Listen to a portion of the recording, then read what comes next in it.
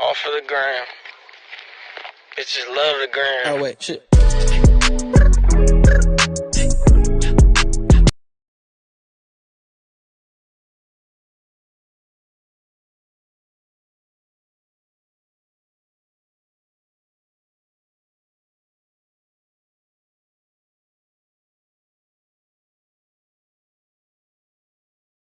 Guys, today's going to be a little different because I'm narrating a story that I wrote. However, this was an inspiration from a character in a game. The game, if you're wondering, is called Dead by Daylight. The character is called the Spirit. But anyway, let's get started. May 18th, 1989, 3:35 p.m. We're just a few days from summer break.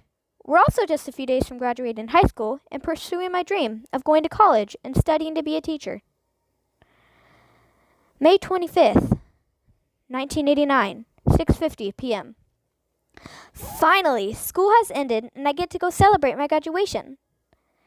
And then study like crazy for college next year.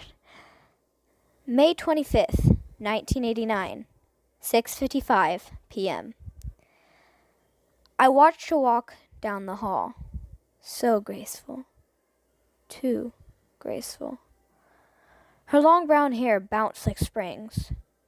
Her skirt swayed back and forth with her hips. The warm wood on my blood-stained axe felt good in my hands. In the shadows, she senses something. What would that something be? Me. She turned around and started to walk faster. However, in the moment of her turning around, I started to sprint after her. She hears me and starts to run and scream.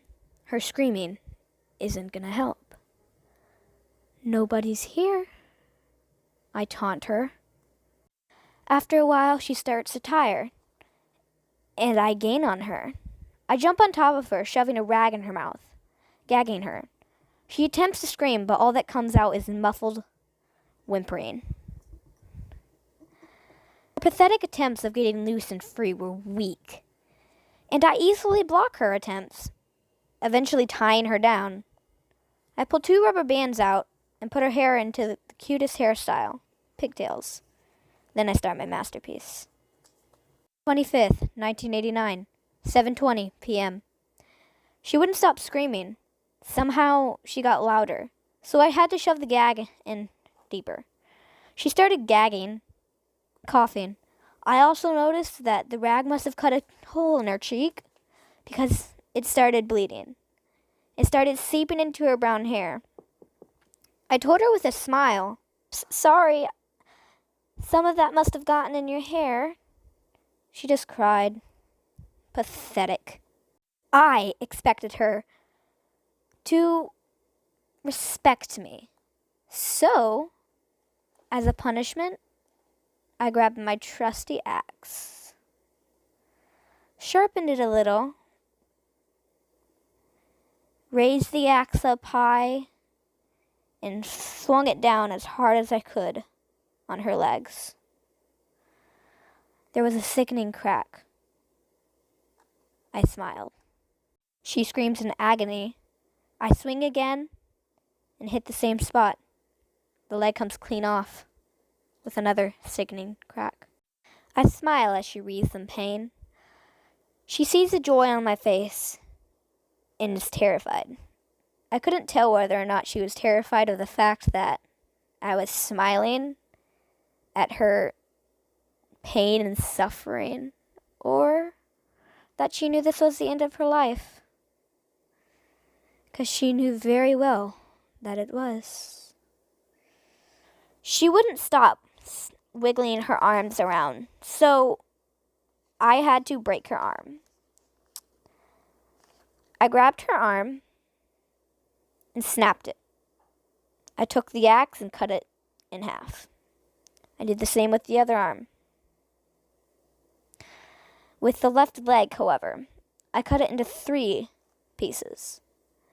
I cut one top half. She screams in agony. Blood seeping all over the floor. Now, a huge puddle of blood, practically big enough to swim in. As I continue my masterpiece, I hear the sickening cracking of bones. However, it may be sickening to you, but it isn't for me. You know how you have a favorite sound? Well, that's mine.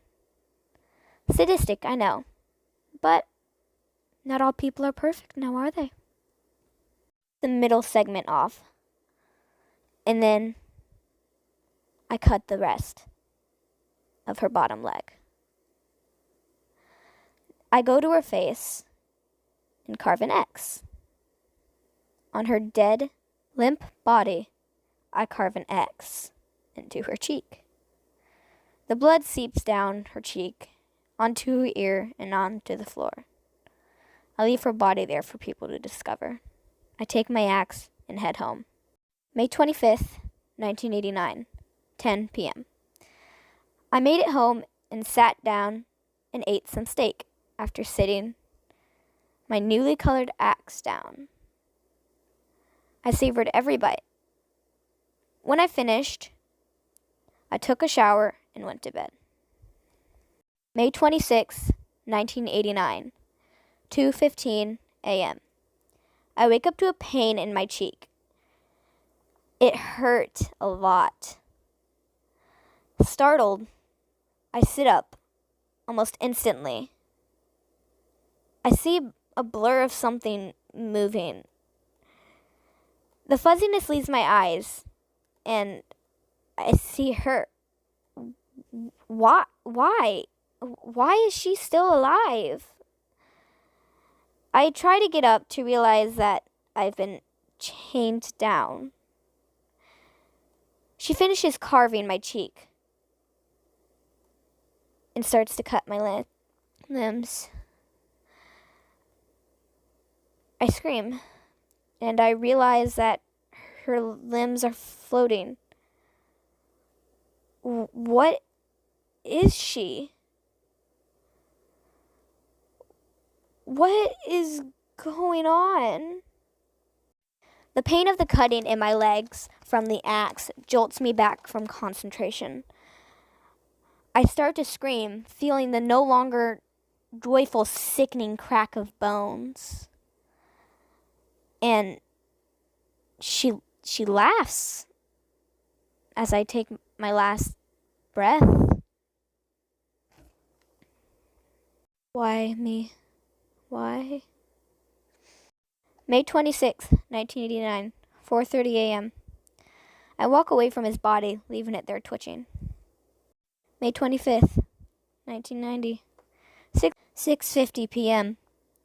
I see a boy walking down the hallway, alone, around the time I did, when that monster caused me so much pain and agony. I want people to know what I've been through. And this is my chance. I hide in the shadows. I like to startle people, so I make a locker door slam. He jumps and looks behind him. I run to him, and he screams. I leap on top of him, gag his mouth, and dig the axe deep into his arm. A while later, and I'm finished. I carve the X in his cheek, and that's that.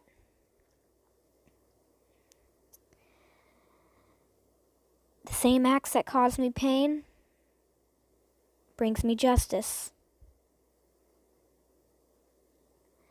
The same axe.